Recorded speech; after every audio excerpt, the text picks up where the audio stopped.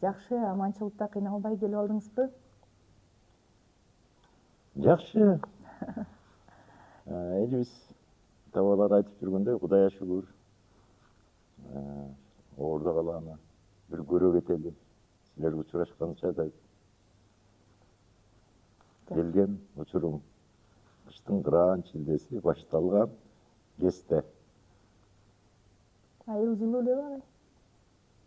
Ооба. Сонун агай.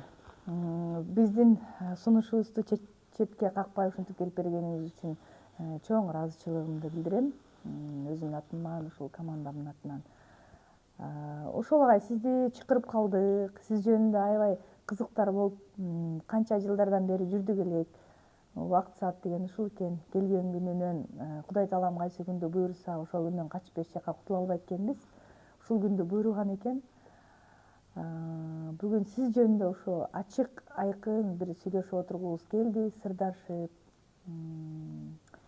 Сиз дагы даяр болуп келдиңизби ошого? Эми баягы өмүр турат. Өмүр тургандан кийин көңүл бар. Демек, өзүң жөнүндө өзүң билгениңди айта аласың да. Ким болбосун деп ойлойм. Анын баягы жетпей калган жерлери бар. Ашып кеткен жерлери да болушу ыктымал. Аңгемелешүүдө. Бирок мен дайыма ошол айтчу оюмду түгөтө айтышка, өзүмө бир оор нерсе жүк калтырбашка ошол ойлорумдан аракет кылам. Жалпы элечи өзүмдүн жашоомдо, чыгармачылыгымда болобу, үлтүрчүлүк түйшүктө болобу, ушул жасачу ишти жасап, айтчуну айтып дегендей элдеби жеңил жүрүшкө куштай аракет кылам. Сонун агай, ана келиңиз эми анда бүгүн ачылалы, чачылалы. Сиздин ушул ата тээңизден, балалыгыңыздан, ушул бүгүнкү күнгө чейин эми айтып отурсак, убактыбыз жетпейт болуш керек, бирок жетишинче аракет кылып бир аңгеме куралы агай бүгүн сиз боюнча. Ыраазылык, жүрөктү ачууга, ойду ачууга, катылып катылбаган сырды ачууга ушул Астейдил чын жүрөктөн аракет кылганыңа ыраазылык. Нарын облусунун Теңир тоонун Ак Дала районунун Коңурчак аттуу кичинекей тикенектин атын алган Коңурчак айылында ошол туулуп өстүм. Менин ата бабам Моңолдор улусунан болот.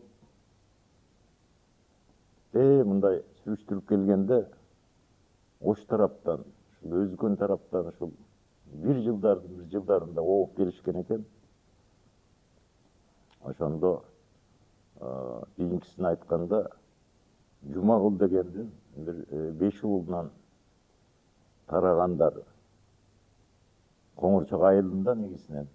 Коңурчокто, Дөрбөлжүндө, Кара Бүргөндө, Нарында, облусту Борбору, Бишкекте дегендей ушул баягы башаттын суулары тарап агып, кыргыз жерине бир өзүнчө көрүп берип, жашылдандырып турган сыяктуу адам турмушунда, бүгүнкү турмушка, коомго өз алдыларынча ушул салымдарын кийирип, өздөрү жашап, тукумдарын көбөйтүп, өсүп жатышат деп ар бирибиз ойлойбуз.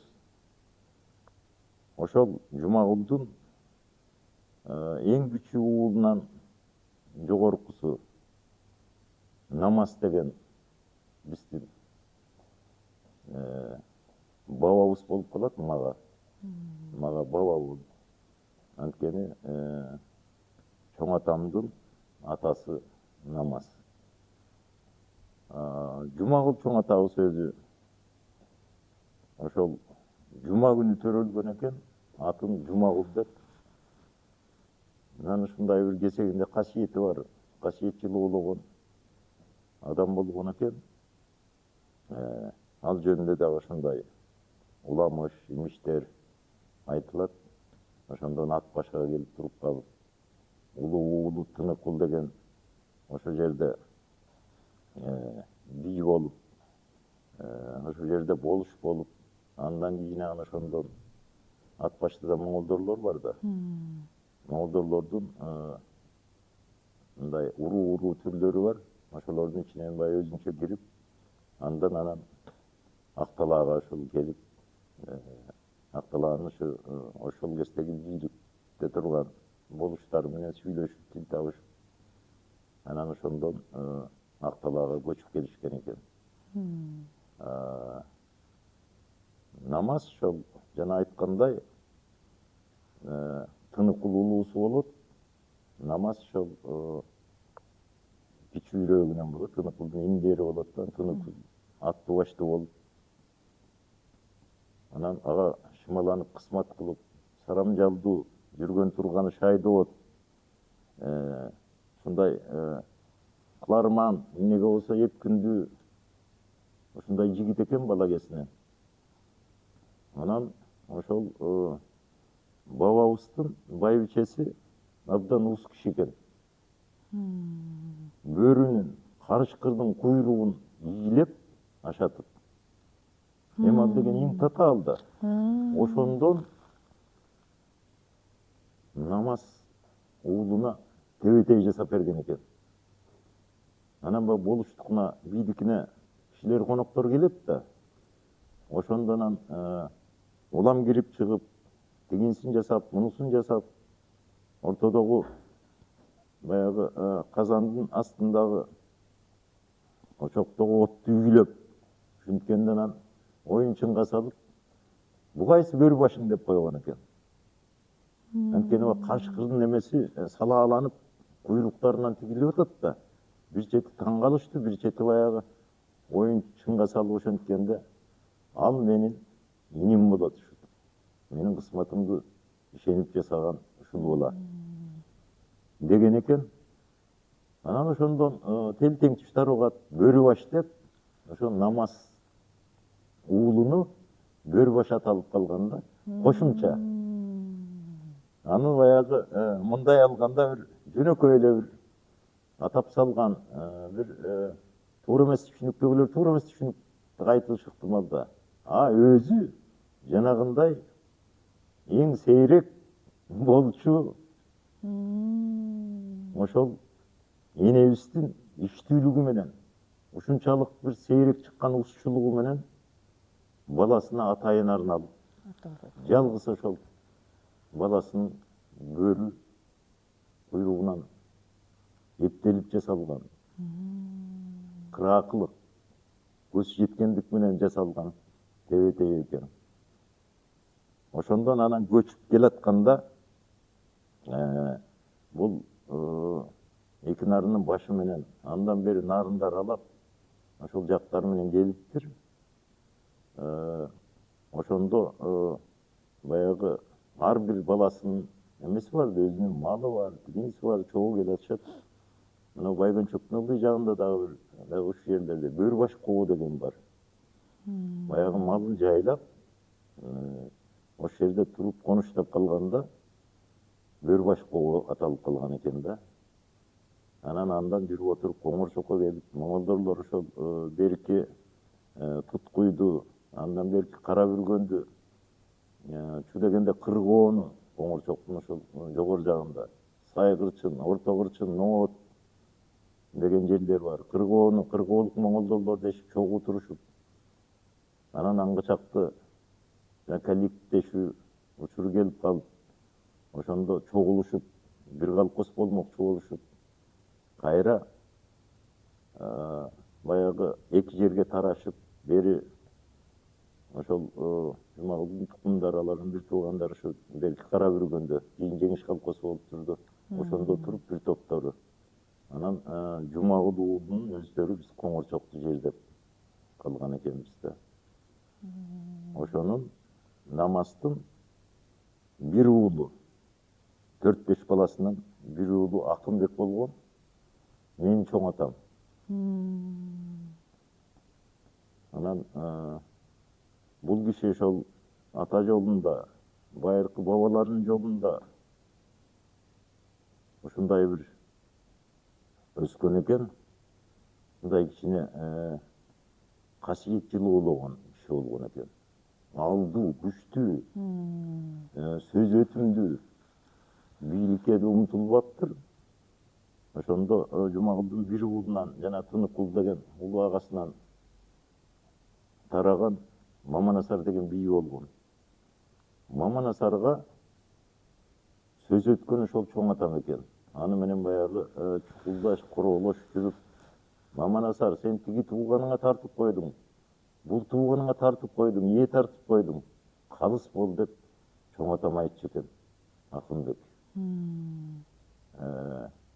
Анан сөзү так, ишенимдүү, жасаган иши дагы ушундай орто бай экен, кул күтпөптүр. Жалаң эле уландары менен ошолорго ичине жер айдатып, аны сугартып, ошонун түшүмүн алып, калган ушул мал менен болуп, уйду башынан эле анча жакшы көрчү эмес турбайбы, саганга пайдаланышыптыр дагы. Жылкысы бар экен, бир 50-60 болсо керек, мындай болгондо. Анткени балдары да 5-6 баласы болгон экен, кыздары болгон экен. Анан күзүндө бир кассы карыш болгон биелеринен жардырып коюп, боз үйдө турушат да. Ошол Акынбек чоң ата. Анан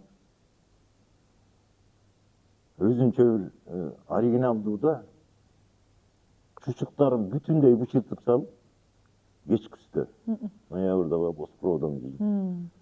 Анан ары жастырып коюп астына чий салып туруп, анан ары бери өткөн баягы дыйкандар бар, тиги булар бар.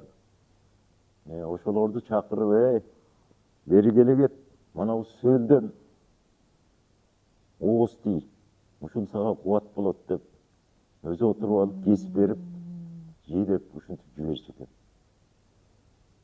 Андан кийин анан ошо биелеринен союп коюп, баягы кышкы согум деп дагы ошол жанагындай бейбечара тиги буларды чакырып, эң алгач ошолорду тоюндуруп, антип мынтип, жайлоого чыгып жасындан эметкенде ошолорго ат күчүн берип, жакшы минип, жакшы алып келсең, сен дагы алып турасың деп, мындай алганда кулун тайынан айрымдарына бир ат кылып ал деп ушундай карамдуу киши болуптур да. Анан ошол Маманасар бий бала көрбөй, анан экинчи аял алып, биринчиси төрөбөй. Анан экинчи аялдын боюна болуп, анан боюна ай күнү жетип калган кезде анан курултайга, съездге көт малды балыкчыга чакырылып, ошондо Кыдыр аке башкарган экен. 10-11 жылдары болуш керек. Мен анын баласы Жыргалбай аке менен көп сүйлөшүп калдым. Бирок мен атамдан, анан башкалардан укканымда, анан Маманасар бий чоң атамды чакырып алып, Акынбек бай, мен ушул жерден ишенерим сенсиң. Мына бала көрбөй бир эркек баланын үнүн уксам деген тилегим бар эле, ошого Кудай оңунан берсе жеткени турам. Эгерде мен ушул аялым эркек төрөп калса, мына съездге кетип баратам, барчу жалгыз эле сенсиң. Сага аманатым ушул болсун, сен сүйүнчүлөп бар деп анан табыштап кеткен экен. Тилекке жараша эркек төрөп, анан чоң атам Карымшак деген күйөө баласын Ал бөгөнөк болот, жеңиште кийин көчүп кетти биз менен чогуу туруп эле өнүп өскөндөн кийин ошол атамдын Курманжан деген эжесинин немесин тиги күйөөсү эле чоң атамдын күйөө баласы да өсүп өнүп азыр бала чакалуу болуп ушу жеңиште турушат кара бүргөндө. Ошону ээрчитип алып анан бир 3 күндөй ушундай барышкан экен. Барганда ошол 1 чакырымдай ортого өтүп, кызылчокторун сыртына тегеретип коюп, эч кимди киргиздирбейт. Ошондон анан барып чоң атам көз чөйчөктөй эле дейт. Ошол өзү да кол бурду, анан баягы шайма-шай аттанып барышканда кызылчокторго айтса киргизбейт. Анан эмне болсоң ошо болду. Маманасар би эле Маманасар би катының эркектер сүйүнчү деп кыйкырат. Улам кыйкыргандан анан кызылчоктор тажап кокуйт. А кишини да оордун көрүп турат да. Анан кой деп баягы кармап бар сантип ниткенде неметишип анан акырын кабар кылышып. Анан Маманасар би угуп ал тиги Кыдырга чейин барсын. Эми анда бүт бийлер келген да. Көлдөн тияк бияктан. Ошончо бийлердин баарысын сиесин токтотуп 3 күн. Ошол жерден баягы семизирээк болот деп 40 байтал алып, ошол жерден ошол эле башкаруучулар бирдикте. Анан ошону союп той кылып 3 күн сиесин токтотуп туруп. Анан Жыргалды күндө төрөлдү деп атын Жыргалбек койгон. Ошол Жыргалбек кийин Коңорчоктун аттуу баштоосу, Акталаанын аттуу баштуу адамы болду. Андан Турду Жыргалбек төрөлдү улуусу. Ал 2 районго исполком биринчи катчы, тарых илимдеринин доктору болду. 5-6 китепке автор болду. Ыр жазуу чыгармачыл киши болду. Андан кийинки уулу Карабай, Кулунбай орто звенодогу кызматкерлерден болду. Жумуш менен жүрүп авария болуп тилгесинен киши неметип калды. Бирок Кадыр Барктуу Коңорчоктун бир жоон активи болду. Кампачы болду, агроном болду, антип дегендей. Кичүүсү Карабай башкарма. Тогусторого секретарь болду. Акталада комсомолдун биринчиси болуп турду. Жумгалга биринчи секретарь болду. Жаркыраган изи калды. Ошто иштеп турду. Аттуу баштуу көрүнүктүү кызматтарда. Депутат болду. Турдаке да, Карабай аке да. Өлөр өлгөнчө булар менен биз атамдын өкүл аталары болуп Жыргалбай аталар менен биз. А кишинин өзү менен да көп сүйлөштүм. Өтүп жүрдүк, анан сүйүнчүгө төбө берген экен тайлагы менен. Баягы Чоң атама. Тайлагын күйөө баласына берип өсө алган экен тиги төбөсүн. Кийин көчүп келгенде ошо тайлага качып барып жүрдү дейт, кийин төбө болгондо тиги Коңорчокко. Анан чоң атам ушул өзү жанагындай элдик, мындай элге таандык киши, мындай өзү баягы мен мындаймын, тигиндеймин дебесе да өзүнүн жүрүм туруму, адамга кылган мамилеси менен, чоң адамгерчилиги менен ушул абдан таанымал киши экен. Дагы бир жагы мындай ушу касиет дагы роологон, жылоологон адам болгондугу жөнүндө атамдан да уктум. Эл дагы айтып жүрдү. Акынбектин чийими деп айтылат. Ушуга чейин. Кечээ эле Эсенкул аке ошол жерде барып, ошол атамдын атасы неме агасы Бабыкулдун улуу агасы Бабыкулдун тукумдарына биздин балдарга Акынбек эле Акынбек чийимден чыкпагыла деп элге дагы ушинтип, Акынбек чийген чийимден чыкпагыла деп жүрчү. Анан жасындасы алгач кымыз бейіп айлатып туруп эркеш чаначка эми ал бери болгондо бир 60-50 литрдей келет да. Ошого байбичесин жанына алып дөбөгө алып чыгып туруп литрдик мүмкүн андан да чоң сыр кесеси бар экен. Ошонун жанына коюп туруп ар бир өткөндөрдү чакырып кымыз кооз тийгиле келгиле деп туруп каныңар толот могуну түгөт ичкиле деп түгөт ичтирип ушундай кылчу экен дайыма. Анан ошентип баягы аксакалдар да чогултуп кооз тийгизип отурганда анан Мантай деген да бир чоң аталар болуп калат ушул. Ошолдо туулган намаз уулу. Ал киши дыйкан экен. Өзү жамакчы да ушундай киши болчу. Чоң атам жөнүндө деп айткан эмелери менде сакталып жүрөт. Анан өзү даана дыйкан экен да. Анан чоң атамды Акынбек бай дейт да. Анан отурганда баягы кымыз ичип отуруп, Акынбек бай, Кудай буйрса мен дагы бай болом дейт. Анан Куутай деп койчу экен эркелеп. Куутай айтчы дейт. Анан өзү тең чамалыраак бар, кичинекей чүрөк Мантай чоң ата. Ишинде эле көрүп, сүйлөшүп неметип калдык. Кара чач деген кызы ыр жасып жүрдү. Анан Жаңылбү деген кызынан тараган балдар бар, Курткада турат. Аттыбаштын эметкен. Акынбек баянда мен 9 торпо калдым. Үй түшүм жакшы болду. 9 тең ургаачы. Мына кыштан чыкты. Эмдик жылы 9 торпо кунаажым болот. Анан 9-ту тууйт. Анан ушинтип деп анан көбөйтүп жиберет. Деселебиз. Мен дагы бай болом сендей дейт. Анан чоң атам айтат, Куутай дейт. Кудай бар. Кудай мага мына мындай чийген. Деп туруп мындай тегеректи чоң чиет.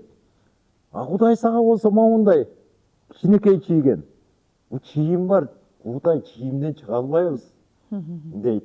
Жок, Акынбек айтарсың, мен көрөм бай болом деп анан ошентип тарап кетет. Анан ошол жылы Көксай деген орто жайлообуз бар. Ошондо Уужабыр деген жер бар.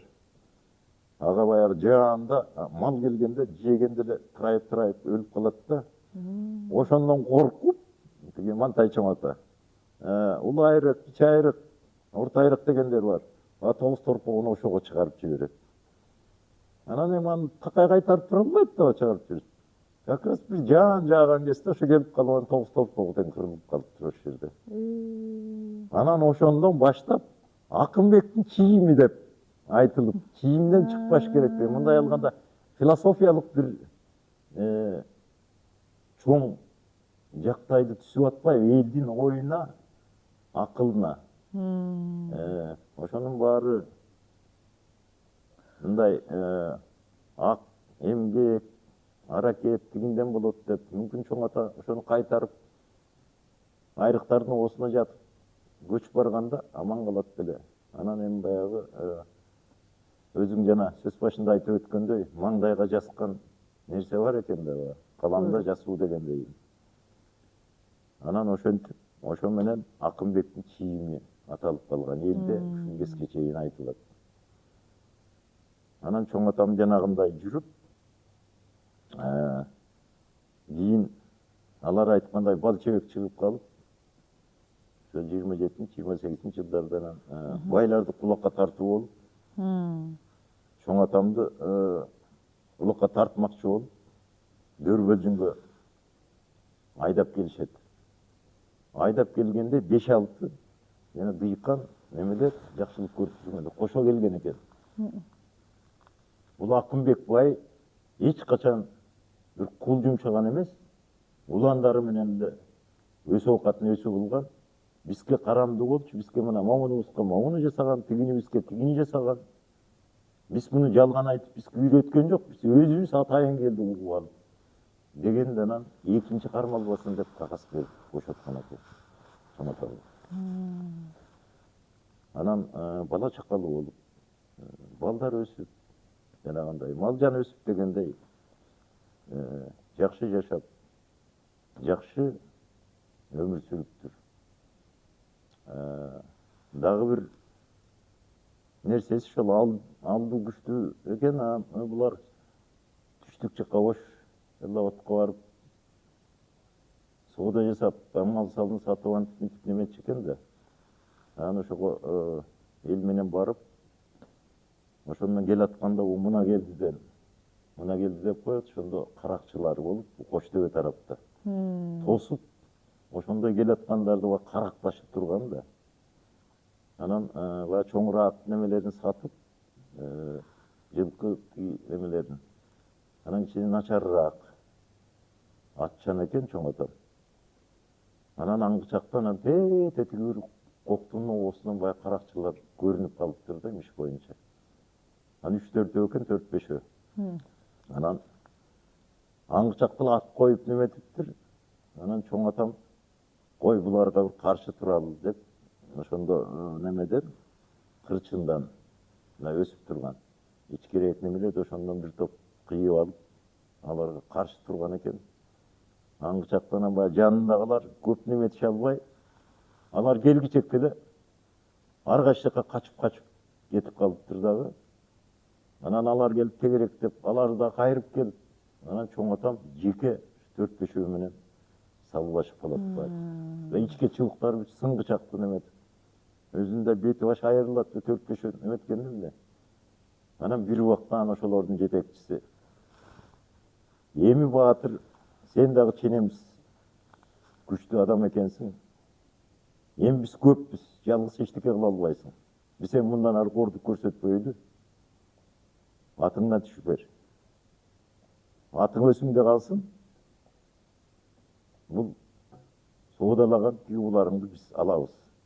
Анысы деле өкүм сорду салды. Баягыларды бир сыйра сабап бүт алып келиптир. Деп анан эми Баатыр өс немең менен дегенде чоң атам ыкка келип анан түшүп берип, ошентип ошолорун алдырып келген экен. Анан ушундай өзүнүн дагы мындай балбанчылыгы бар. Бул балдарында да болгон экен, булар жөнүндө дагы айтып. Анан атты жакшы минген экен. Анан өлөөрүндө атам айтат, атам кече эле 80-жылы 7-ноябрда каза болду, 80 жашында. 85 жашында экен, 29-жылы апрелде чоң атам. Бир аксар башы чоң тайдай болгон ириги бар экен. Ошону бир күнү балдар алып келдилер. Деп, кош чыктыбы деп сурайт. Кош бүттүбү деп. Баягы буурусу менен кичине эметет, анан бүттү дедик дейт атам.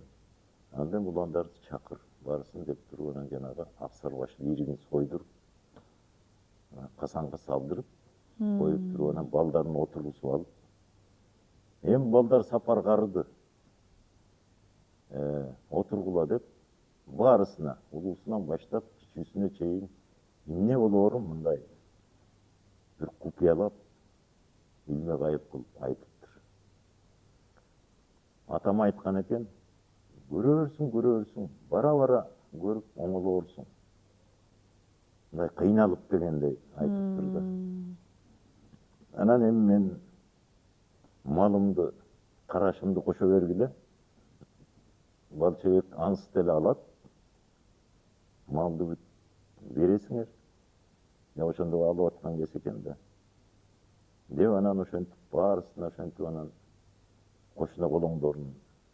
Думан экенин атасы Окей молдо бар экен, Мазар дегенбиз, Мазарда турганбыз. Коңурсоктун Мазар деген жеринде ошол биз жердеп жана Маманасарлар болуп, ошол жерде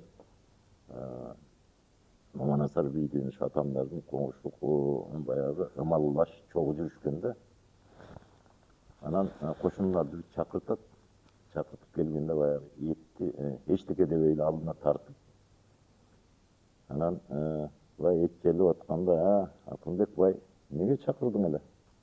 Айтпайсыңбы? Унчукпай эле этиң жеп атабыз, шорпосун ичип атабыз дегенде, бириң доссуң, бириң теңтушсуң, бириң агасың, бириң инисиң. Ошентип бул жайдан силер менен мен коштошоюн деп атам. Ичер суу бүттү күн. деп ошентет. Анан тигилер батен кыштар Акынбек дөөрүбөчү дейт.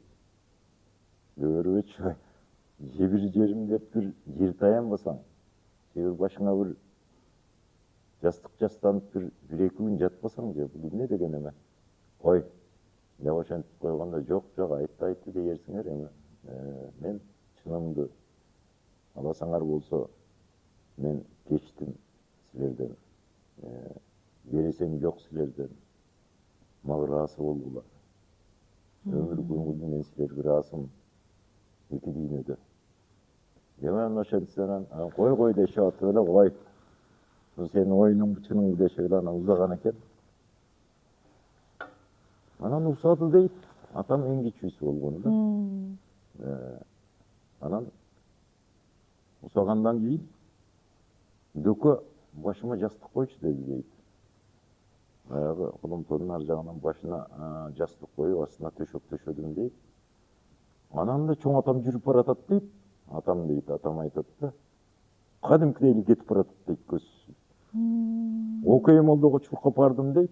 Ал бир 100 метрге жетпеген экен. Баягы немесин устуткан менен эшигине кире эле экен дейт.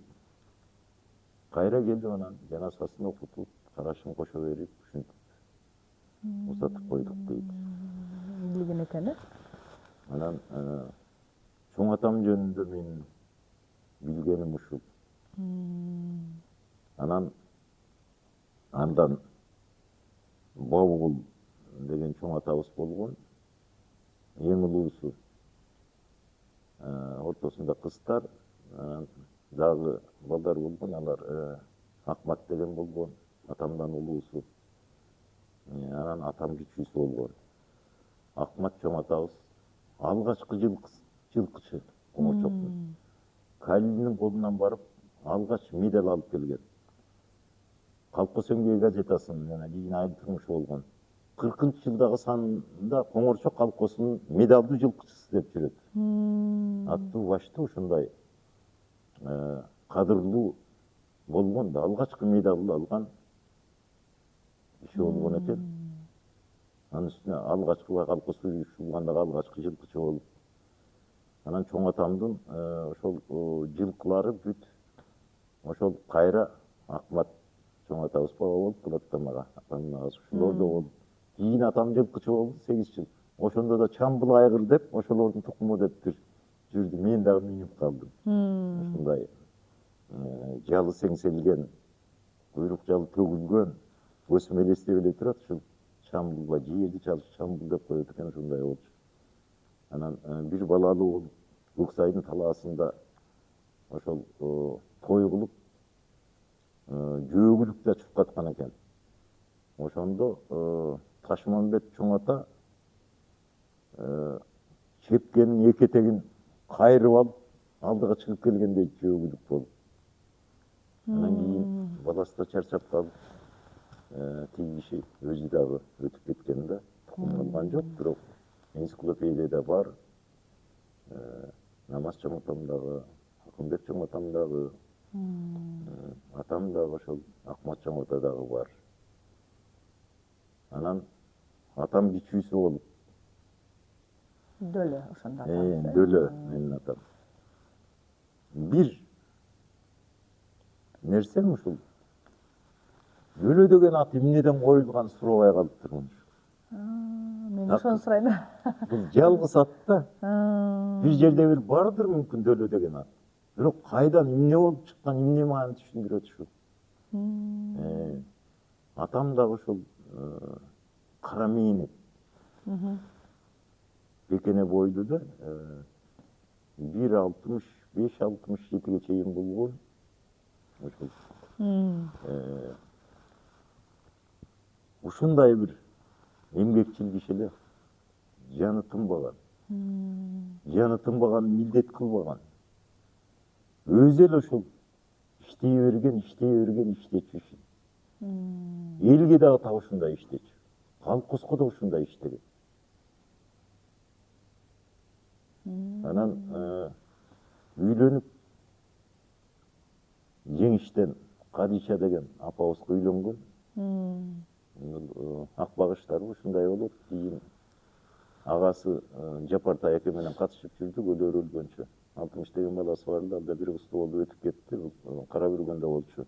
Анан ошондон бир кыз неме, 3 кыз бир уулду болот. Турдубек аттуу уулду, Жумагүл, Бурулбү, Меделби деген кызды болуп, кичүүсү Меделби же төрөлүп атканда карабас деп коет экен, ушундан каза болуп. Эми өңгөдөн дагы 1 жаш, 1,5 жаштан мен кичүү. Ушундай балдар менен атам жесир калып атпайбы? Эркек жесир болуп. Ошолорду багыш кыйын болгон да өтө. Анан бала анан ошону таяке кичүүсүн багып калган, карындашынын жана карабас. Калгандар 2 кыз, 1 уул колунда калып, биринен 1 жаш ыйлайт, сыздайт, бостойт. Анан аял алган. Улам аял алса, баягы балага көз карашы өгөй түшөт да. Ошолордун эметкенде эле кайра кетирип, кайра аял алган ата. Балдарга кылайт. Ушинтип 8 аял алган. Дөлө ата ошондо. Балдарга ык келбегендиги үчүн. Тез эле ушул улам жылайланып айланбай эле ушундай. Балага ушунчалык берилгендиги, кароолук ушунчалык эле атамдын. Анан ошентип аял токтобойт. Балдары кыйнап. Канча балалуу болду ата ошол кезде? Ошол кезде 3 балалуу болуп, 3 кыз, 1 уулду болуп атпайбы? 3 кыз, 1 уул, 4 болуп атат, э? 4 болуп атат да. Кыйынчылык учурда. Анан Бабыгулдун 3 баласы болгон. Турсунбай, Мурсабек, анан да бирөөнү эстей албай атам. 3 баласы. Анан да кыздары болгон. Бекиш. Турсунбай, Мурсабек, Бекиш деген. Бекиш аба болуп калат да мага. Парыз деген аба дейм азыр. Чоң атамдын балдары болуп атпайбы? Бекиш алгачкы актив болгон. Мына Кулубайлар менен, Канчыролор менен бирдикте чыккан, эсепчи болгон. Алгачкы актив. Ушул райондо иштеп турган, исполкомдо тигинде мында дегендей. Анан колхозго барып дагы алгачкы колхоздун мүчөсү болуп, эсепчи болуп туруп, ошо мал салынан бирдеме болуп, дагандан түшүп, мындай болуп, бирок баягы кадыр бар сакталып болгон да. Аңгы чакта согуш чыгып калып, анан Мурзабекти, Турсунбайды дагы алып жөнөмөкчү болот.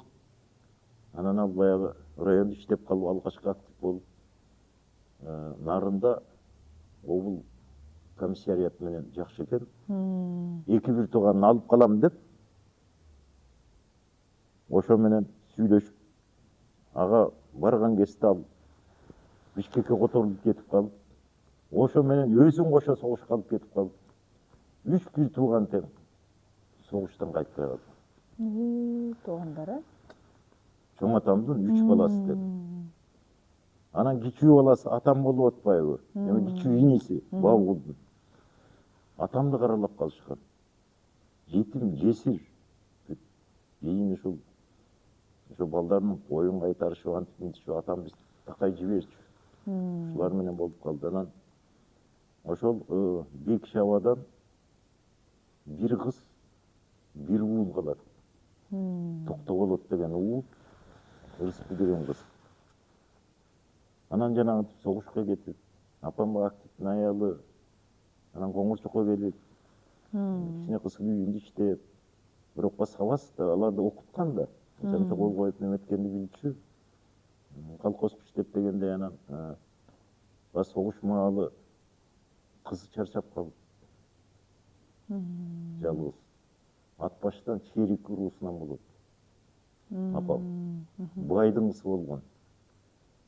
Үйлөнгөндө дагы ушундай бир чоң салтанат менен үйлөнүп, ошол жерден бул неме баягы согуштун асты жактарында үйлөнгөн да. Анан ушунчалык себи менен чоң азем менен келген да апам. Абдан ушунчалык күмүштелдиги бар, бүгүн сакталып турат менде. Жестен үйсөңгүсү бар эле менде эле 93-жылы уурдатып ийдим, бирөөдө жүрөт азыр. Короодон биз тамга киргенде, той бергенде кесип кетиптир немени, үйсөңгү коону. Кесигин атам неметип берген, жамап берген, ошо боюнча жүрөт. Жууркан түшөктөрү, белдемчисинин немеси эмгиче түрү менен менде сакталып жүрөт. Аябай төшөк кылганын ошоңча сактап койгон жыртык боюнча. Бир күн сага берип кое турган мүмкүн. Андан пайдаланса болот да, анткени илгерки немеден баркуттан иштеген. Баркут баягы кичине түлөгөн немеси бар. Саймас ошо боюнча сакталып калган да. Нуктары турат. Анан ошентип кайгы түшүп, азап түшүп башына апамды. Жап-жаш келген өзү дагы. Байдын кызы менен деген. Ат башка төркүндөрүнө барып, барганда кара тума каптап, өлүп кала жастап, баласы Токтоолот байке биякта калды. Анан Токтоолот байке дагы көзүн чукуп алып, бир көзүнөн ажырап калып, сокур болуп. Карачы, ыйлагым келет апам десек, тозокту көргөндө. Өлүп кала жастап, экинчи ат башыны көзүн көрбөсүн деп келиптир. Коңорчокко. Ошондон баягы атам жалгыз, 3 баласы менен. Анан 3 баласын бакканда дагы ушул эчтеке жок да. Согуш учуру кыйын маал. Мана бул Алакулум Акбешимдей, Чейшан районуна чейин барып, өзү да камбул аябай эме киши болгондо, салам жана иштемчил. Уста да болгон атам. Касан түптөп. Эми жанагы түбү моундай оюлуп калган касанды түптөш деген суу чыгарбай. Кандай азап. Ошентип элден буудай токтоп, 2 каптан буудай алып келип, даже ошону башкармаларга чейин берип уурдашка болбойт да камподон. Ошентип баягы элге да жардам тийип, балдарын да эптеп ошо менен. Аны бирөөгө табыштап берет, ага кичине үстөк берип, ошентип окут кылып турган. Аңгы чактан апам жанагынтип кордук көрүп келип калып, анан эл деген эл да. Же аял түтпөй, балдардын ылайыгы жок. Тигил эми тоодой таштай болгон кайнатасынын бир тууганы атам. Анан ушуга аксакал көксакалдар кой, Сейне апамдын аты. Сейнени баш байладык балы деп турган. Алтар кошту. Атама баш байлады кылып атпайбы. Тозок. 17 жаш кичи болгон апам. Атамдан. Атам 93-жылы, апам 17-жылы эле. Анан айла жок. Ошол жаның кыйсамбы деген ойлорго чейин барган. Кийин апам айтып калды, бирок купуя. Өлүп калсам Токтоолот эмне болот, жалгыздык. Бир көз сокур болсо, кимге тыштай. Деп ичинен Кудайга тобо кылып туруп калган. Баш аягы 17 төрөптүр, боюнан түшүп. Андан Токтоолот байкемди кошкондо биз энелеш болуп калып атпайбыз, кайыр эле. Тууганчылыгы да болду. Анан Турдубек байке болуп калды. Кыздарды бүт күйөөгө берип ошол жерден. Апам баягы алып келген септерин бүт жанагы кыздарга берип бирден. Эптеп неме кылдырып. Анан Турдубек байке биздин колдо болуп, ал Токтоолот байке болуп анан ошентип 2 бакыр, 1 тукур болуп, оокат кылып. Андан кийин анан ушул 40 согуш бүтүп калып, аңгы чакты. Ага чейин атам батальонго барып келиптир дагы. Андан темурдап жаңадан башталган кездеби комсомольскийдин Амуреге барыптыр. Ошондо барып, карагай кыйып, антип мынтип, ошо жактан дагы жакшы көрүнүп иштеп, бирок ооруп калып, эмнеси ооруганын билбейм. Эптеп солдат жеткирип келип ушул жерге чейин. Андан кетип алар. Анан Жөрбөлжүндөн Коңорчокко чейин 2 күндө барган экен. Атка таңып коюшуп бул жерден. Эптеп, андан жеңишке түшүп, райондук немелер бар да, ошолордон. Андан алар эптеп жаткырып, эртеси неметип, анан ошондон Коңорчокко барып, анан кичине ирденип, ошондо дагы баягы ден соолугу жакшы болуп кетти. Кийин ушул ичимдеп мындай сууга оорум деп калчу эле. Ачуу эрменди чоң чыныга неметип туруп, кайнатып туруп, ошондон бир чоң чындан ичип алчу. Эсели бир ичкилик ичкен жок, болсо да ичкен жок. Наспай тартчу эле. Наспай тартчу, тартканда дагы кумар менен тартчу. Бирок ушунча сарамжал киши эле, Мейманбай деген чоң аталар болот, Коңорчоктук Сүттү булакка тамеки айдап, ошо киши тамектен ошондон барып алып келчү.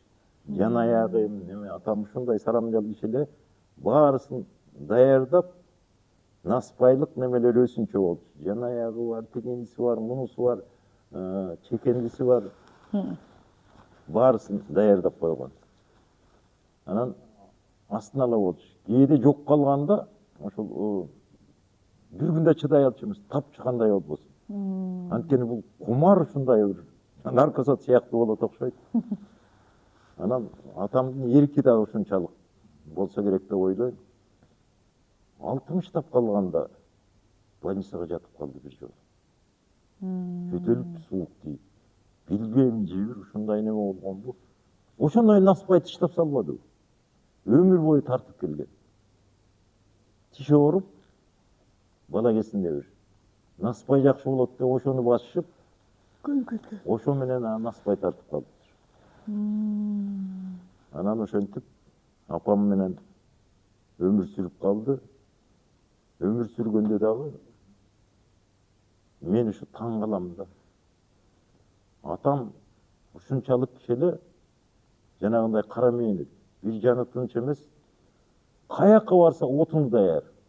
Жаан жаап атабы эмне болот, кайдан жайдан алып келгенин билбейсиң, үйдүн ичи ысып турчу. Эл дагы ушу таң калчу. Бүт ушундай.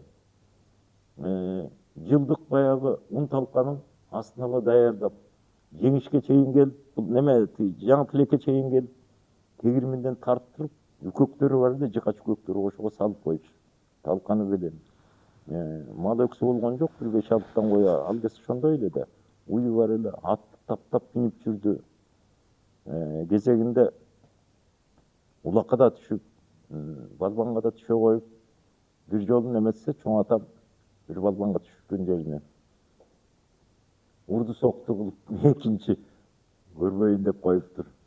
Мындай балбанга түшкөнүңдү, бирөөнүн көзү бар, бирөөнүн сөзү бар деп. Жана мурда Акмат чоң ата дагы ошондой киши экен. Дагы бир тууганыбыз дагы ушундай. Абдан неме чыккан экен. Анан ошо боюнча кийин бир жолу бирөө менен Саал атанын огородунда бир балбанга сала коюп, эл болбой ошондо бир түшүп чыгып чыкты. Анан өзү дагы мындай чулуу, мындай балбан мүнөзү эле атам. Чабендес болчу, атка жакшы жүрчү, атты жакшы мүнчү. Жанагындай чала була улаачын алып келип, ителик алып келип, ошону баягы неме кылып, кызыкчылык үчүн немете коюп жүрдү. Атамдын ошо куш кармаган сүрөттөрү бар. Жылкыны жакшы бактчу, малды дагы ошо уй өксү болгон жок, дайым саана ушул. Анан бир мындай оор жумушка апамдын жанагы колун тийгизген жок. Же жанагындай бир кайнаган эмелик, сыйыбы. Апамдын дагы бир өйдө карап, ай абышка сен тиги, сен бу деп бир наарасы болгон жуккан жок. Өлөр өлгөнчө экөөнөн тең таң калганым ушул болду. Bir нааразылык эми үйлөдө болот да. Сен тигинтип койдуң, мынтип койгон. Ушуну мен такыр сезген жокмун. Ошол 45-жылды аяктагандан кийин ошондо баш кошсо керек. Анан мен төрөлүп калып, мен ушул экөөнө да данекер болуп, мен дагы иштен ички төрөлүп, баягы кыйналып жүрүп төрөлдү да баягы. Ушинтип бир тумакабы, тебетегиге салып коюп ушундай начар төрөлүп. Анан ошол экөөнүн жылуулугу менен, экөөнүн ушул жана данакерлик бирдей немеси менен ушул бала болуп турмун да. Анан эми мен жөнүндө айтканда башка жактары бар. Ушунчалык мени мономунтип өстүрүштү да. Эки байкемдин ортосунда бир жел тийгизбей, сөз тийгизбей. Кичинемде дагы ушунчалык бир эрке болгон экен, аябай. Мындай алганда жылкычы болуп, кылмыш ишкене келет, кылмыс тапам ушунчалык жакшы жасачу. Ар бир тигинтип келгенде арпада билем, Кенжеал деген койчу бар эле. Удалаш чыгат да кысылып элесте. Таң менен келип кымыз ичип, анан коюн жайып чыкчу да. Баягы кымыздын суусу мөөлү болот да, тундурмасы. Ошондон бир чоңчун ичип чыгып, мындайраак чыгып бир секиде аттан жыгылып калганын угуп көрүп жүрдүк. Кымызды жакшы салчу. Неме жасачу апам. Анан атам ушу дайым апама камкордук менен өмүр өттү. Намаз окучу. Намаз окуганда, бата кылганда, Кудай, кемпиримдин астын ала көр. Биринчи айтып андан кийин бала чакага бизге өмүр тилечи. Өлөр өлгөнчө. Анан тылдын катышуучусу эле бир жолу ушул жеңиштин 30 жылдыгындагы мен анда редакцияда иштеп калгам. Анан военный билети жасыл жүрөт. Ошону апарып мен исполкомго көрсөтүп неметсем, анан ошого ардактуу неме кылып чакырышты. Самамбет келди, атам келди, согушка катышты. Ал киши согушка катышкан Самамбет.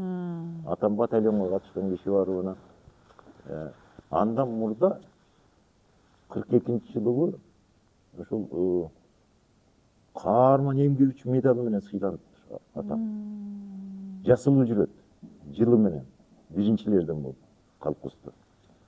Анан жанагы 41-45 жылдардагы майданда неме оорукта көрсөткөн эрдик үчүн эмгек үчүн деген медал менен ушу 30 жылдыкта сыйланып келди.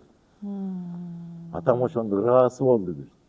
Ушунчалык бир чоң нерсе алгандай болуп, эл менен чогулушка катышып,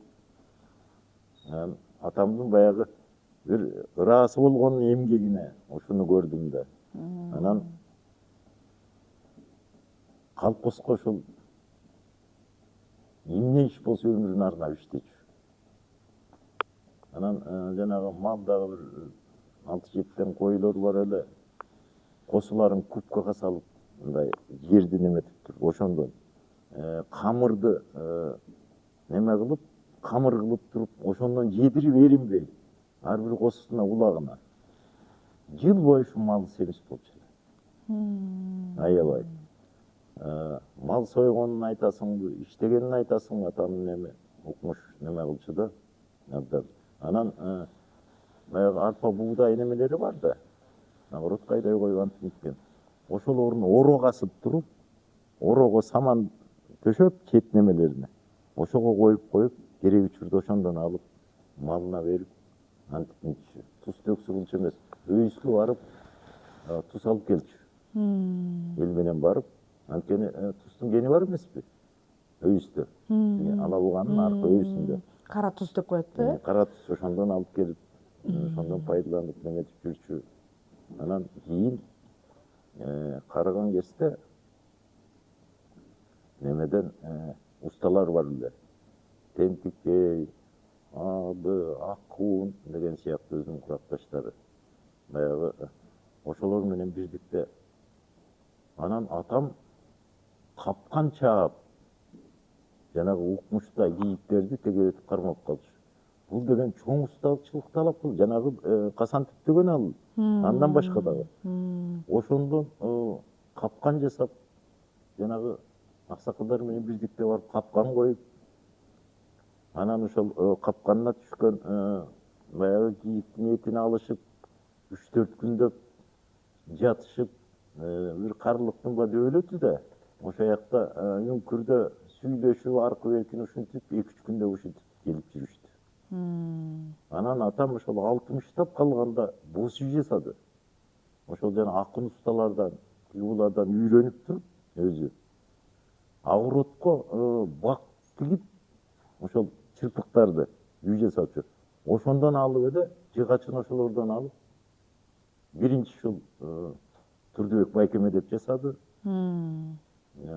Өзүнүн байкесине, Экинчисин атасына. өзүбүзгө деп жасадык. Мага деп атап койду.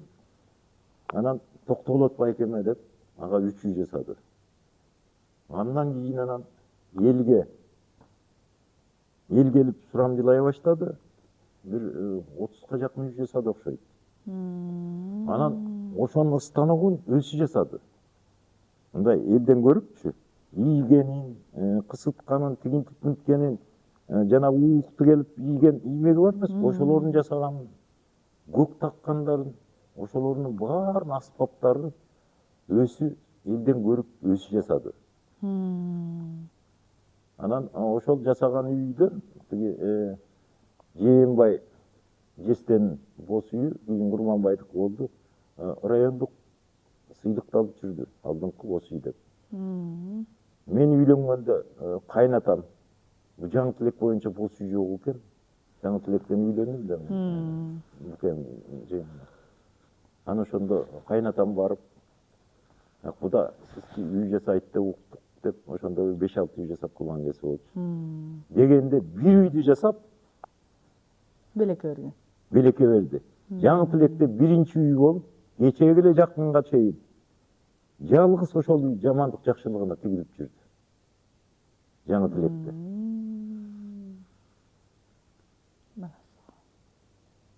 Анан кайышты, уйдун терилерин, тиги буларын ушундай бир ийилеп, тимеле булгары кылып салчу. Ошого станок жасаган бир тиктүү момундай. Ошонун ортосуна салганда тиги тимеле ийиленип, булгары болуп ушундай болчу. Өсүн немеси бар, узун немеден жасап алган. Өрчү 2-3 түрүн өрмөчү эле. Жүгөндөрдү, куюшкандарды, көмөлдүрүктөрдү ошол 5тен өрүп, менде эмгиче сакталып жүрөт, жүгөнү бар. Атаны жасап. Кичинекей ээр чаап, эшекке тиги буларга атка дагы неметип жүр. Чоң ээр чапкан жок, бирок чаптырып жүрдү усталарга. Ага көп көңүл койгон жок. Анан жанагындай иш жасап жүрдү да, өзү жеке. Анан чийне жасап, бир чыгырыктарды алып келип туруп өзү. Токон акемдин агыроту, Байкемдин агыроту. Байкемдин агыротун ташын терип туруп, чаптын түбүнө жер кестирип, ошол жерди жер кылып, агырот кылып берди. Байкем ошол жерге там салды. Кышкын куюшканга атам өзү жардам берди. Токон Байкеме жанагы Бек Шабанын улуу баласы биздин да, энелеш болуп калбапты. Ага там салып берди. Маңдайкы агыротко. Өзүнүн агыротун, чоң агыроту ошого берди. Коңгорчокто болуп атат бул ошол. Коңгорчокто. Мен да кыш куюп шопур болгондо неметип жүрдүм, карындашым Садаткан жылаңайлак ушул кышын куюшуп жүрүп андай кылды. Анан Токон акеме андан мурда Байкеме да аял алып берди. Байкем аял алып берип, Байкем Турдубек Байке, улуусу да Германияда служит этти. Посылка салып турду, жакшы. Анан келгенден кийин ажырашып калды. Жеңе менен, бурул жеңе менен. Ал киши баягы келгичек трактор айдап, анан бир бала төрөп койгондо ушундан улам бу анан ажырашып кетишти. Андан кийин атам көк башы болуп турду. Сууну тиги Аксайдын суусун Коңорчоктун талааларына бурганга. Бул деген удайыр кандай бир ташкындаган эмгек да. Жылаң айлап кирет, ошондой сууну келип тал басат, таш басат. Ошентип жүрдү. Анан өзү дагы баягы алдуу күчтүү. Анан ошого Батмабы деген дагы бир күйөөдөн чыккан келин экен. Ошону кошуп беришет, жардам бересиң деп. Анан ал дагы даалдап каалдаган баачасы жок, ушундай кирген эле кошуп иштешип ушинткенде ушу балбан жакшы келин экен деп анан байкем ошону алып берди. Ошондон өнүп өстү. Бала чакалуу болду Турдубек байке. Эми аталаш бир тууганыңыз ошондо бул Турдубек байке. Аталаш эмес. Ой, энелеш бир тууганыңыз. Мен энелеш бир тууганым болуп атпайбы? Атамдын атасы менен бир тууган баласынын аялы болуп атпайбы? Карабайсың, мындай деген сейрек болчу нерседе. Анан Токтогулот байкем аял алып берди. Анан Кырбаш деген кишинин кызы эле башкарма болуп жүргөн. Баягы барда. Анын улуу кызы Зинеже менен Токон байкем өзү жакшы өстү. Шайыр шаңдуу, кишиге ачык айрым, ушундай жакшы адам болчу. Кийин мал доктуру болду, участканын башчысы болду, ферма башчысы болду. Баягы көзүнөн ажырап калса дагы мындай жакшы күздү. Анан жана Жыргалбектер менен дагы чогуу бүт эле кийин кайра атамды пайдаланып калышты булар. Алар келип Бөкөбай, Агурут Тосчукбай тиги бу дейт. Атам кандай иштеп атса да жумушу тыштап салып ошолорду ээрчип кетчү. Ой, булар коопчу чаар да, колунан эчтеке келбейт, кой, жардам берели деп ал барып аттын башын кармап беришет, баягы мурдагы башкармалар. Чий чаап, жетигинде мындай тикенди чабат, кайра аны бекем таңгак кылып, аны кайра жүктөйт. Анан алар ыраазы болуп, анан кайра келгенде Агурутун дагы неметишет. Ушундай да, анан ошентип ал киши менен сүйлөшүп, Кырбаш аке менен, Ашакем кошуна эле ылдый жакта турат. Анан ошонун анан кызын бер деп макулдашат ата. Ал макул дейт, бирок эми атам деген колхозчу да. Анан кандайдыр бир деңгээлде башкага да бир макулдугун берип койгон окшойт. Анан Токон акем дагы өзү абдан кишиге алымдуу киши болчу. Анан жеңем дагы макулдатып койгон окшойт. Ошентип аны алып келип албайбы? Алып келип алса анан Кырбаш аке келип макисине мынчалык жерин бет арчороп алып өлтүрөм деп атам качып кетти, тамдын үстүнө чыгып алып. Анан бирок аны ошентип эл журт да. Башта убадасы дагы бар да, эсине келсе керек, аны ошентип. Жеңем мени болсо тоого жиберип жиберген. Токон акем койчу болчу ошондо, кой кайтарганга. Атаңды ушинтип өлтүрөм деп кууп жүрөт. Кырбаш деп келишкен, мен коркуп атпайм, Кудай сактай берсин. Анан келсем жеңем отуруп калыптыр, кызыл жүздүү, оңду төрөп берди. Токон акем 10 балалуу болду. 10 тең бар азыр, кыздар балдар болуп дегендей. Биздин улуубуз катары болуп, ушундай. Ошонун балдарын бүт атам апам бакты бүт. Аттарын Таңгүлү деп мен койдум. Бир баласын. Машинанын үстүнө түшүп баратабыз аркы Чолок кайынга. Токон акем болуп Коңорчоктон. Анан баратсаң ошо төрөлдү деп калышты. Анан таң агарып келатат. Анан Таңгүлү болсун деп анан Таңгүлү коюп атпайбы. Анан кыздар балдары бүт. Кайсы жылкылар? Жылдарын унутуп калдым иши кийин. Бирок 60 деген сыяктуулар болуп калат да. Таңгүлү жакшы ат экен. Жакшы ат экен. Таңгүлү болду. Анан ошол ал дагы бала чакалуу болуп арыз тең өсөсүн эмесин Кырап калышты. Анан атам 8 жыл жылкы бактык. 3 жыл уй, 4 жыл жылкы, 4 жыл чабан болуп дагы. Анан дыйканчылыкты 25 жыл суу сугарып.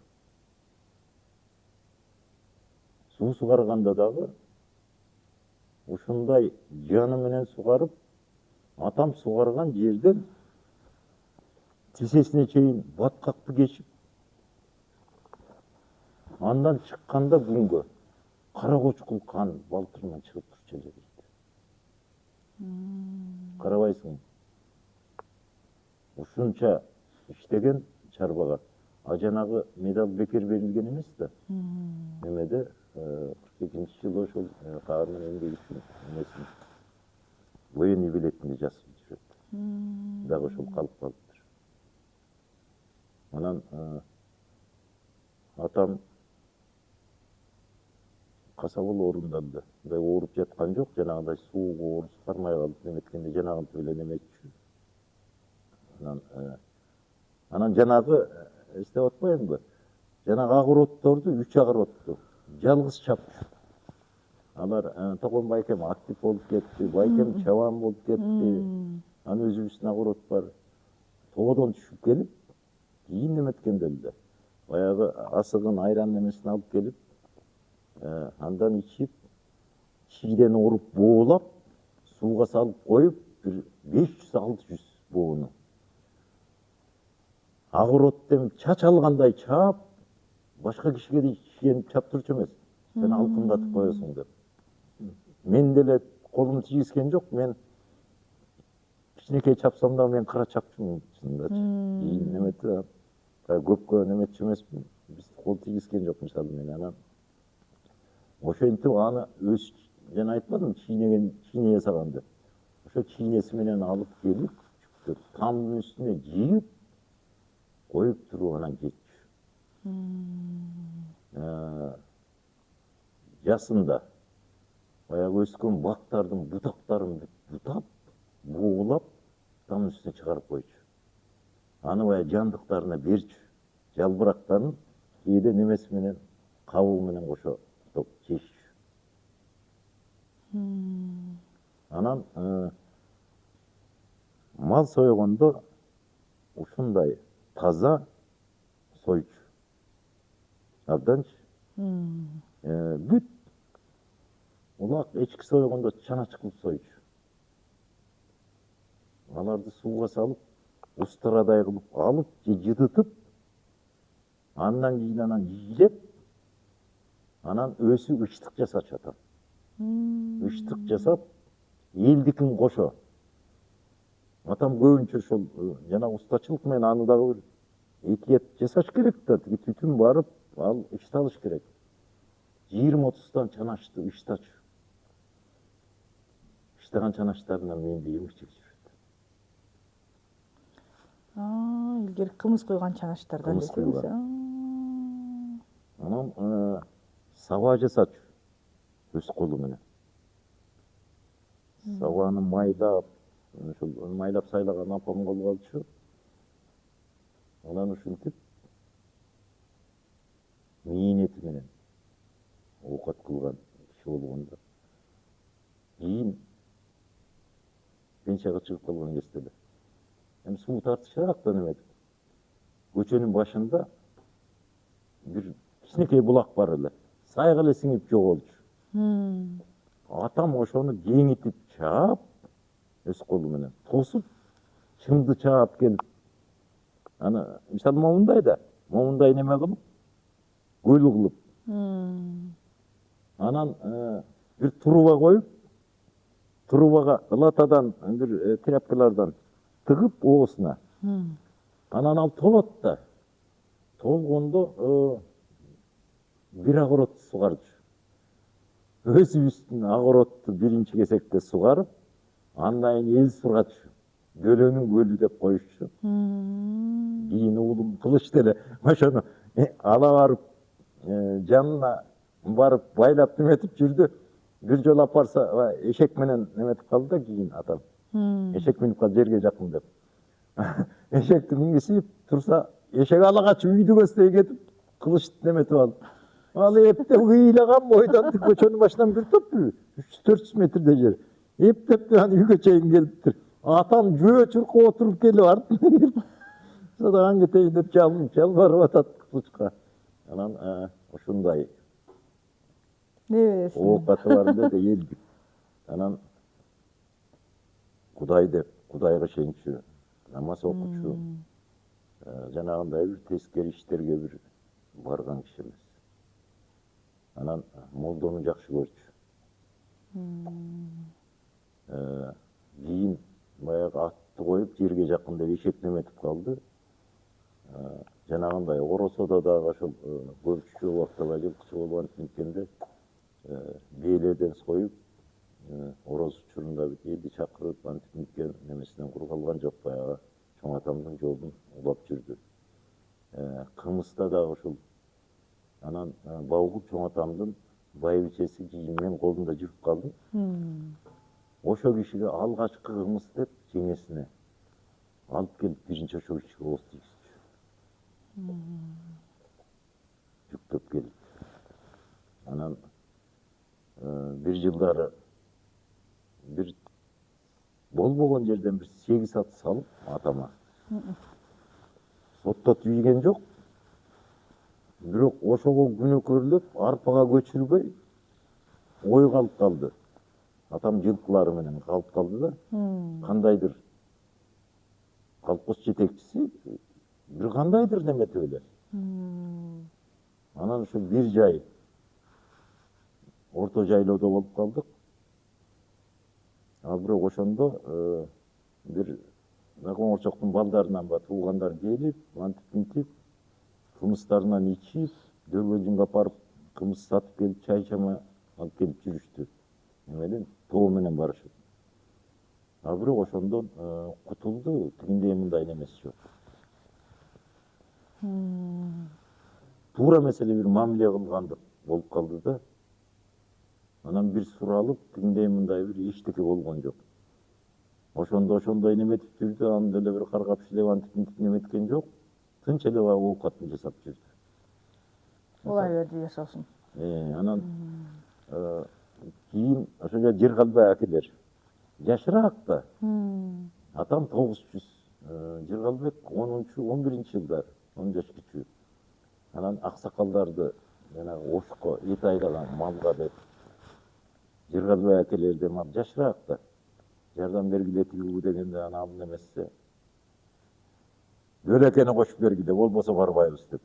Анан атам баарысына максым жасайт, антет мынтет, эт бышырса атам бышырсын, оокат отунду алып келсе атам алып келсин, аны жакшы билишет да. Ошентип эт айдашып барып жүрдү. Эми барганда жолдон баягы кой союп антип мынтишет да. Ошолордун тиги медербеже кичүүбүз, таяке баккан. Оштун өскөндүн карабаткак жерине турмушка чыккан. Ошого кысыма учураша келем, болуптур деп атам сөз макул болуп. Анан жанагынын майлары бар эмеспи? Ошолордун неметип бир чаначка салып, ал максым жасаган немесин идиш аяктарын кошо алып, тигилерди багып, жанагынтип неме менен өксү болбой. Эми алар баягы атам айткандай кооптушар да. От жагып жармай жасаганын да билбейт немесинде. Анан ошентип аларды да кошо багып барып келип, ошол анан милиция Нурпайыс деген милиция бар эле. Ошол кошо барганда, ошол ээлчитип барып, баягы атам дагы тиги алынышып неметип калган да. Ошол эжеме чейин ээлчитип барып, жанагыларын бердирип, ошентип жүрдү. Анан машинага жүрө алчу эмес атам. Кусуп эле. Бурул беже өтүп кетти, неме жест өтүп кетти, мамечме жест 9 турду. Ошондо оосун таңып, мондай кылып туруп бардык. Ошко бардык, дагы машина менен. Тиги грузовой болчу да. Иним айдачу эле, ошону мен сурап алып жаңы машина болчу. Ошондо да көзүн таңып, ушундай кылып шубак чыттатып ушинтип барып апарып келип, машинага жүрө алчу эмес, атчан жүрчү. Ошол. Анан атты таптай билчү. Карат деген аты болгон экен, кийин элде айтып жүрдү. 5 бакса оолудан башын чыгарып эметип турчу дейт. Ушундай оштуктарча айтканда зор ат болгон экен да, мындай келбети келишкен. Ошону атам айтчу эле, максым берип таптачумун дейт. Бүт. Ушунчалык укмуш эле дейт. Улакка түшүп, атам чабендес, улакчы иши болгон да, жылкычы да болду ушундай. Анан ошол менен алды кетти де, акыркысы болот да, алды кетиш, ала качыш керек. Чоң Кечүү деген жер бар, 3 метр, 4 метрдей бийик жар бар. Ошого баары суга талашып эметип келгенде, ошого түз салып турат атам. 3 метр жардан секирип түшүп, ат менен. Ат менен. Аттык эчтеке болбойт. Ошондон анан чыгып кеткен экен. Бул деген да бир сейрек болчу нерсе да. Анан Мамытбек деген Чолок Каяңда киши бар эле. Мен бир жолу кымыз ичип чогуу отурсак айтат. Дөкө баягы жанагы чоң атамдык сыяктуу мына келдиден бир дагы Ошко барып келатканда ошондой окуя болуптур, каракчылар чыгып. Анан алар да жанагы талашып чыгып калганда, ал киши да көрүп калганбы же бирөөдөн укканбы, 3-4 келип талап булап неметип калышыптыр да, тияк бияктарына. Анан атам бирөөнү иңип алып, анан тигил айтат да, дөкө ошо бирөөнү сени иңип алып дейт, ийирдин кашына басып, тетигинден ары бир көп жерге чейин алып барып, анан тыштап коюп, анан кайра тартып, ошондон ары кетипсиң, ошол өлүп калды, эмне болду деп атаман сурап атпайбы? Анан койсоңчу Мамытбек капаяктагын айтпай деп атам ошентип койду жөн эле. Анан баягы абдан езип, эсин угуп тыштап койсо керек, каракчылар да жанагы тоноп алмакчы болгондо. Атамдын аты жакшы экен. Тиге караганда. Тигини баягы жеткенде эле баягы алар сойыл менен келгенде сойылдун кыта чаап эле анан ушинтип неметип алган экен да. Анан ошондой атамдын үйдө сыртта дагы ушунчалык. Анан молдолорду жакшы көрчү. Тияк биякка коросо болу, үлгөн житкенге барганда баягы кийин эшек чамбара коюп жүрдү. Эшек да жакшы убакчу немесин. Анан молдого эшегин түшүп берип атам жете эле калчу. Сыйлаш керек да. Молдону, кусурманын деп. Тигиндей мындай болгондо молдону чакырта койчу. Мен улуу кызым да чарчап калды да, 5 жашында. Ошондо доктурга барбай, молдону чакыртып окуп да коюптур. Ишенчүгөн аябай. Ошо менен тиги кыз чарчап калып, мен кишинин наарасы болуп, ошону зоп болуп калдым мен. Катуу кайгырып коюптур эле да. Болбосо мен доктурга барса өлбөй калмакпы. Ошондо атам да мага кичине болуп калган экен. Кой айланайын, кылычыңды дагы ал. Тынч эле оокатыбыз жасайын деп, кылыч дагы ошондо эле багып жүрүшкөн да, бет арчын жуучу, ушундай сулуу кыз болчу, өзүңө окшогон. Анан ошентип ошондон кийин балдары неметпей калды. Анан атам каза болгондон кийин апам сыйынытты, багып калды. Серейип, намаз окуганда эртең менен эртүш жанына туруп алчу, туруп алып. Анан ошондой бир күндөрдү атам башынан өткөргөндө, бир жолу ошол жанагы Коңурчокто бир сөөк коюу болуп калып, келсем, апам да ошо кийимди жакшы жасап берчү. Бир баркут кемсели бар эле, сыйга кийген. Кийип келген, мен бияктан баргам. Анан барып, анан кайтып неметсек эле, баягы сырткы баркут чепкени жок. Ата бул эмне болду? Сооп болсун деп молдого чечип берип койдум дейт. Көзү ачсыз коч төбөлүк молдо бар эле. ошол тиги жерде калып эмесин окуптур, ошого чечип берип коюптур. Апам дагы ошого бир наарасы болгон жок. Мен гана кичине неме болдум, эми жакжагын эме эле да. Анан ушундай адамга өзүнүн ишенимине ушундай бекем турган киши эле да. Анан жанагы Мырзабектин баласы Саракеге койчу эле, ошонун койчу болушунда тиги мындай эле ушу бизди такай жиберип жардамдаштырып ушинтип жүрдү. Ал кишиникинде ошол Дилдеп апа да жесир калды да күйөөсү келип. Айымкан чоң эне жагы кымсыз жигиттин ошондо болду. Мени дагы ошондо коюп, Токон экөөбүздөн ошондо болдук. Ийимбай окуучулуктун жөндөсүнчө айтам. Анан карандуу эле да ошо бүт. Анткени атасы менен бир тууганын атам калып атпайбы. Кичине колунда бар тияк буягында каралашчу эле атам болду. Алар бүт жетим болуп, жесир болуп өсүп атышпайбы. Жанагы Бекиштен Токтоболот байке, Мырзабектен Сараке, Турсунбайдан Бектен аке ал тиги Тоостороодо жүрүп кийин келди. Анан ушулардын караары эле атам болуп, мындай алганда мен эми тигилерге азыр тигилер бар бүт эле. Чоң жоопкерчилик. Бала чакасы бар. Мен атанын уулу катары чоң атасы менен бир туугандын баласы болуп атпайбы. Азыр мен намаз уулунун улуусу менмин. 80'de көздөй баратабыз. Анан атам айтып калчу эле. Чоң атам 85'inde кетип атпайбы. Атамдын жашына бара албай каламбы ушу? Мен көп кордук көрүп калдым, кыйналышты көрүп калдым деп. Кыйналыштар жанагы да. Жанагындай эме аял неметип калып, андан кийин неметип дегендей анан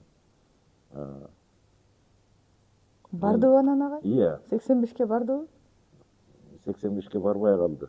80'de кетти. Жанагы ошо уадасына турду окшойт да. Анан мындай бир Капар деген жээнибиз болуп калат. Улуу жана Жума эженин баласы эле. Ал экөөбүз чукул курбудай болуп, кошунада болуп калдык. Ал кийинмега начальник болду. Мен дагы отпускага калгам бир аз. Анан өмүрбек бир көлдү кыдырып келбейбиз деп калды. Анан болуптур деп анан экөөбүз көлгө чыгып кеттик. Бир жагынан кирип, бир жагынан ушу кыдырып, ушундай келдик. Анан эметип атпайбы? Мен эсир журналисттер союзунун мүчөсү элем. Бул күчтүү болчу. Немеге бир жага Каракулга барсак, орун жок деп жаткырбай атпайбы? Экөөбүз кыдырып жүрсөк анан мен баягы удостоверение берсем эле кандай орун аласыз деп берип атпайбы? Бесип жүрөт. Дайым ушундай болуп жүрдү гостиницаларда, Бишкектерде дагы. Даже Аясатага орун жок деп калган кезде дагы биз алып жүрдүк. Анан ошентип келсек эле атаң сыркоолоп атат деп калды. Атам деп тиги келинчегим. Качан десем ушу кечээ өтөнбөй деп калды. Дароо жөнөп кеттик тиги машина менен де дароо келген боюнча. Анан барсак күн кыстабайт деле, тынч. Жата калыптыр ушу мурдагы күнү жаткан экен, тынч. Көп сүйлөчү эмес. Атам. Мени бала деп койчу. Мындай.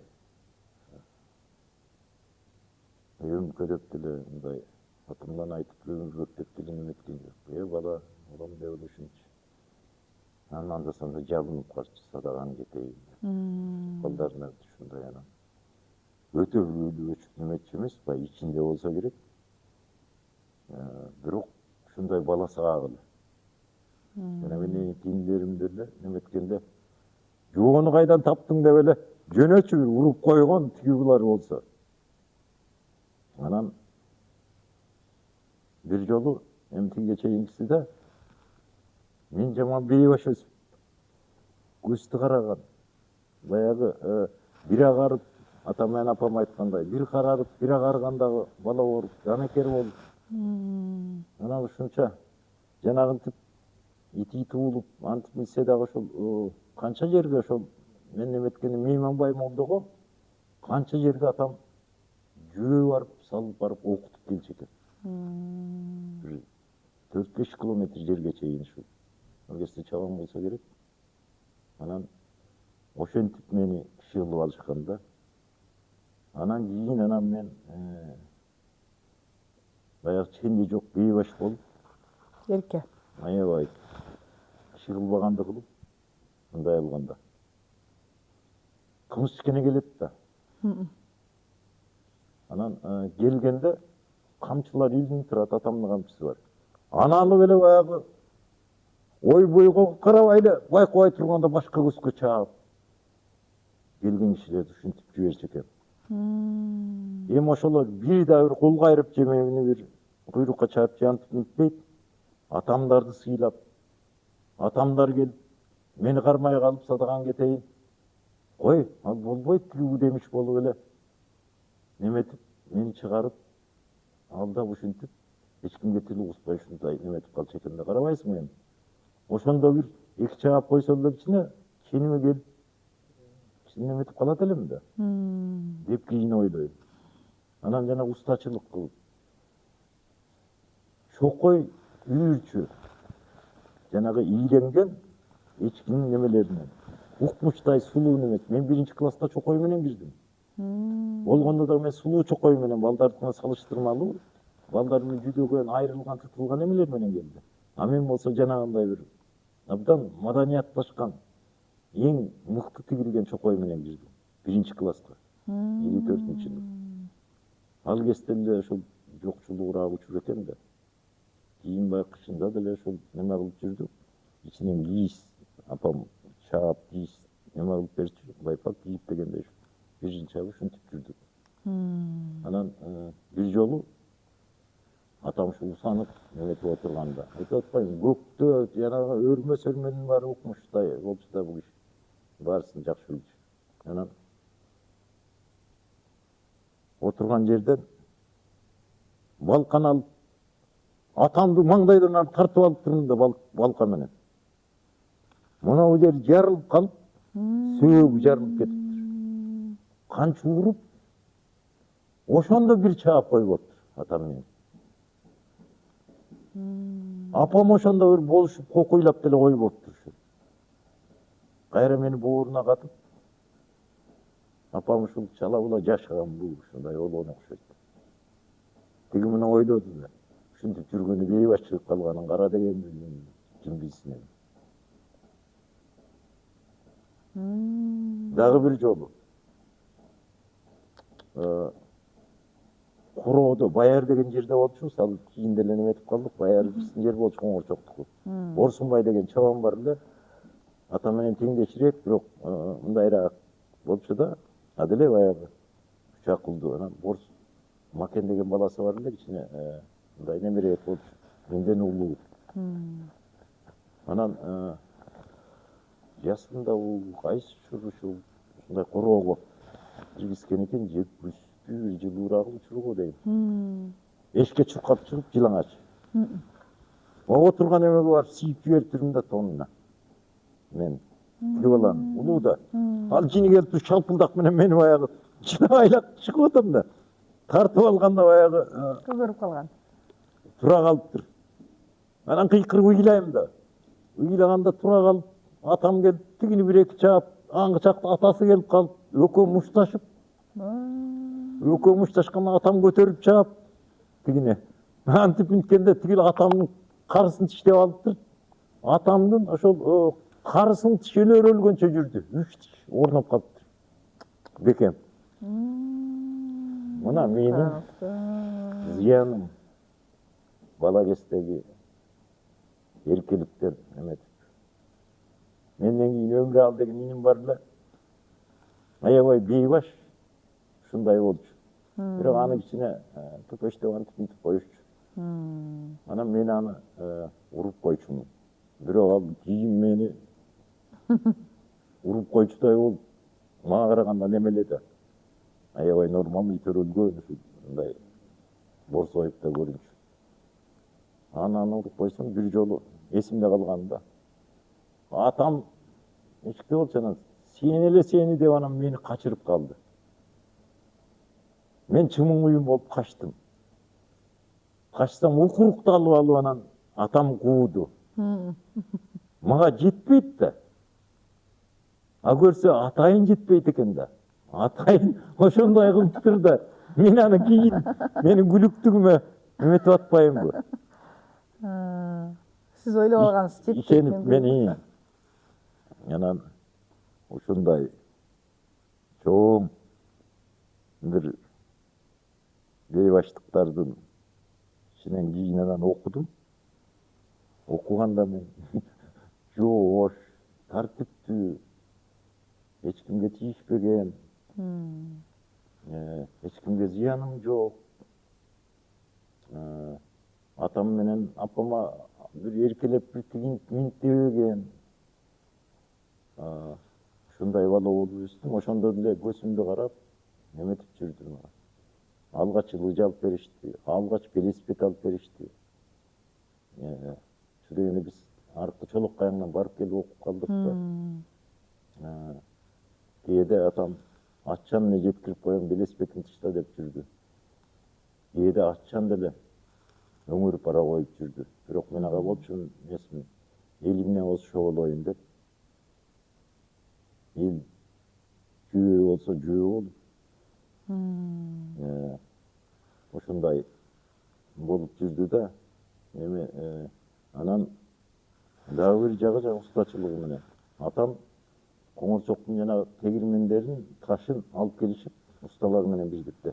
Усталар менен ушул тыгыз иштешип өзүнө дагы жанагы жаш өткөнчө, өмүрү өткөнчө устачылыкты колунан чыгарган тигулардын.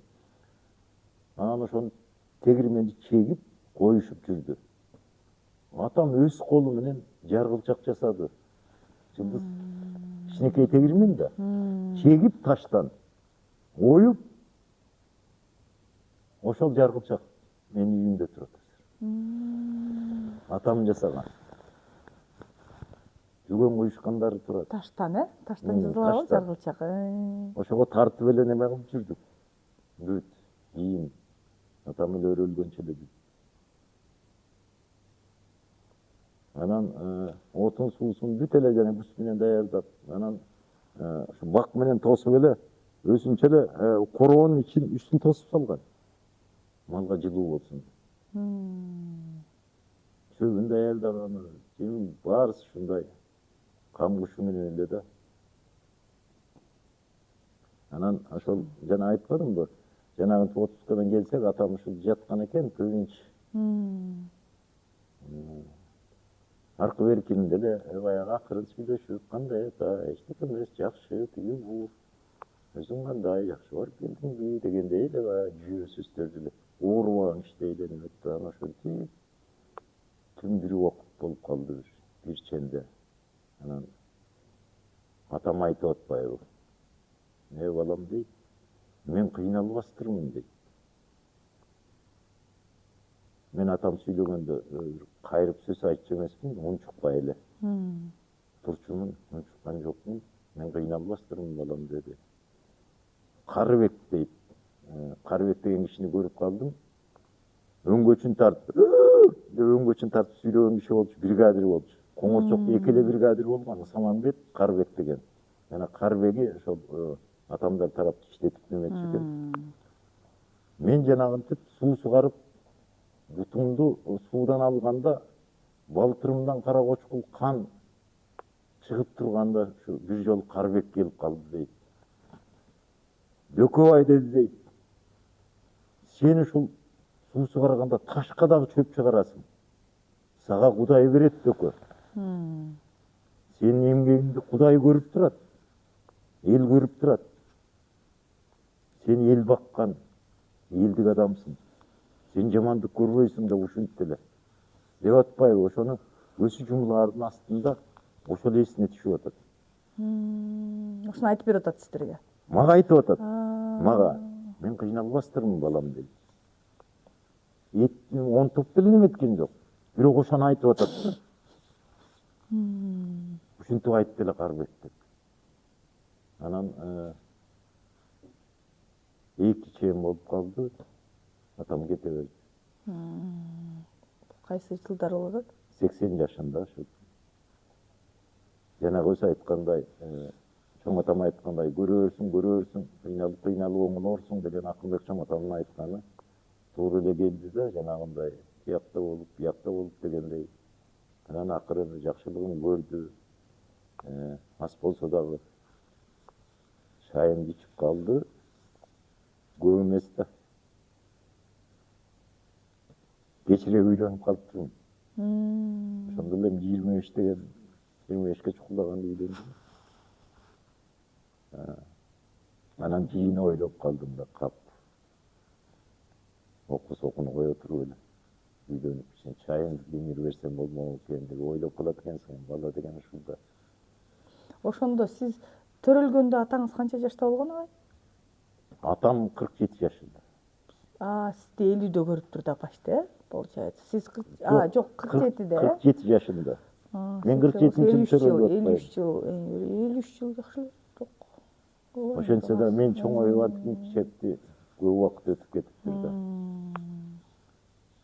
Анан үйгө төрбөлжүмгө келип калчу. Шашып эле кемпир куруду барайын деп турчу.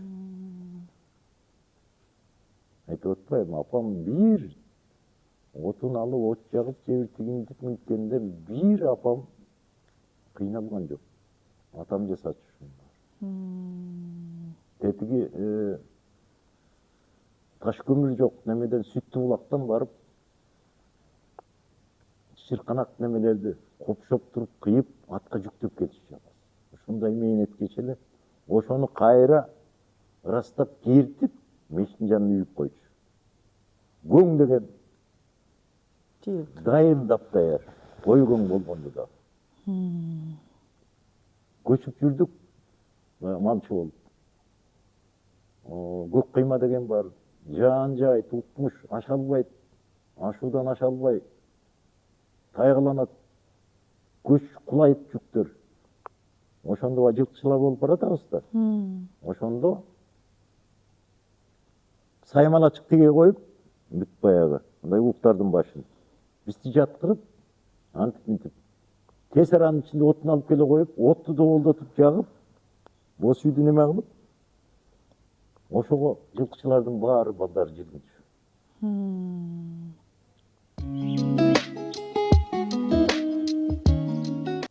Сонун агай.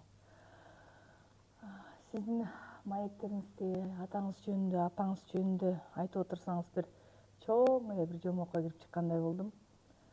Абдан сонун, мыкты маек болду. Сизге да чоң рахмат. Ушинтип алтындай убактыңызды бөлүп бизге атаңыз, апаңыз жөнүндө. Бул эми мен ойлойм биздин маегибиздин башталышы болду, баш аты. Туура. Кудай буйрса, мындан ары дагы уланта бермекчибиз агай. Рахмат сизге. Бар болуңуз, аман болуңуз, көп жашаңыз. Биздин төрүбүздүн көркү болуп эле дайыма сыймыктуу, дөөлөттүү, карлыкта жүрө бериңиз. Ыраазылык эми. Менин өмүр тарыхымдагы эсте калчу, элге эстетчү бир чоң тарыхчы нерсе деп эсептейм. Силерге ушул жүрөк менен ыраазылык.